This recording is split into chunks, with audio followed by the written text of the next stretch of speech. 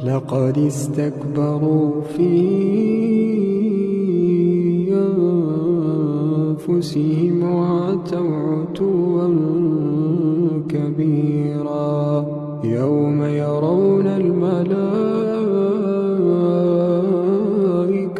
لا بشرى يومئذ للمجرمين ويقولون حجرا محجورا وقدمنا إلى ما عملوا من عمل فجعلناه هباء